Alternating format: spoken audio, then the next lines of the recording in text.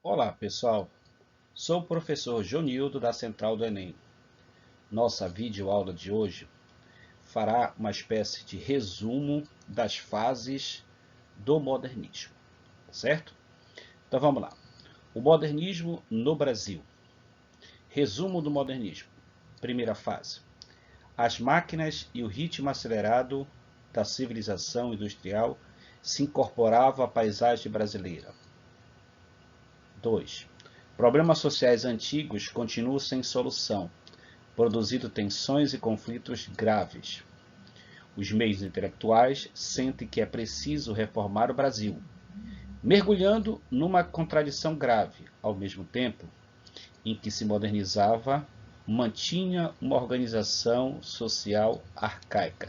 Esse é um breve resumo que a gente faz do modernismo, fases. Fases do modernismo, primeira, segunda e terceira fase.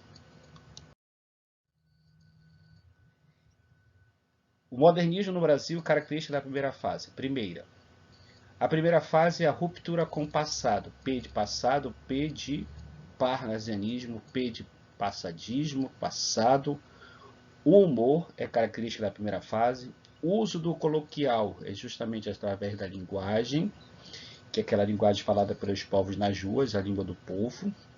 Primitivismo, vanguardas, né? Está além da arte. Tudo é válido para criar uma literatura em sintonia com os novos tempos. Lembra que nós estamos em modernismo, modernidade, certo? Os modernistas eles são antigramáticos, né, e são antiparnasianos.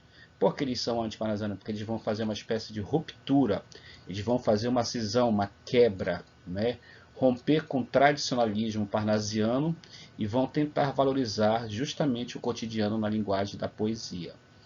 Valorização de uma língua nacional. É a língua com todos os erros. É aquela língua, pessoal, que o professor de língua portuguesa te ensina o correto, a gramática te ensina o correto, e você insiste em falar o português com todos os erros.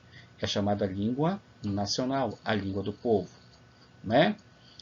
Também temos como característica aqui da poesia, na primeira fase, nós temos ruptura com modelos tradicionais. Esse ruptura com modelos tradicionais justamente com o passado, né, com o passadismo, experimentação, coloquialismo, é a linguagem simples e coloquial também chamada de usual, é característica da primeira fase, o humor, não é? Depois nós temos o nacionalismo exacerbado, que é aquele sentimento de amor à pátria que se aflora aqui na primeira fase, e predomínio da poesia, né? Predomínio da poesia. Nós temos como características principais aqui da nossa primeira fase, né? E aqui nós temos os principais autores. Os autores do modernismo. Mário de Andrade deixou uma obra vasta e muito influente, onde os destaques são Paulicéia Desvairada, de 1922, Macunaíma, de 1928, Contos Novos, de 1946 e Lira Paulistana, de 1946. Oswald de Andrade incorporou elementos das vanguardas europeias em seus poemas. Escreveu Memórias Sentimentais de João Miramar, de 1924, Pau-Brasil, os manifestos, os movimentos modernistas, né, pós-semana de 22, Manifesto Pau-Brasil aqui em 1925, Serafim Ponte Grande, de 1933 e O Rei da Vela, de 1937. E outro destaque da poesia da primeira fase é Manuel Bandeira. Lembra que ele foi um dos principais críticos que reina na literatura do passado. É ele que vai compor os Sapos, que vai ser declamado por Ronald de Carvalho no segundo dia da semana, no intuito de criticar a literatura tradicional dos escritores parnasianos. Aí nós temos aqui, Manuel Bandeira deixou obra lírica precisa e simples, mas muito bem construída. Destacam-se Libertinagem, de 1930, Estrela da Manhã. Depois nós temos Itinerário de Pazárgada, de 1954 e Estrelas da Vida Inteira, de 1966. Então vou colocar aqui para vocês os destaques na poesia. Mário de Andrade, Oswald de Andrade e Manuel Bandeira.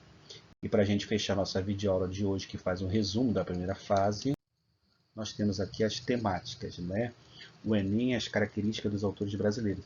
Essas características são justamente os aspectos temáticos, onde nós temos que eles são antigramáticos e antiparnasianos, coloquialismo, a linguagem simples e coloquial, também chamada de linguagem usual, que é chamada língua nacional, língua com todos os erros gramaticais.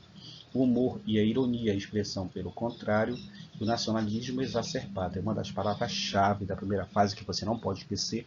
É esse nacionalismo exacerbado que vai se aflorar diante do povo brasileiro, né? Aquele sentimento de amor à pátria, aquele sentimento de valorizar uma língua nacional, de valorizar uma literatura genuinamente brasileira. Tá certo, pessoal? Então essa é a nossa videoaula de hoje.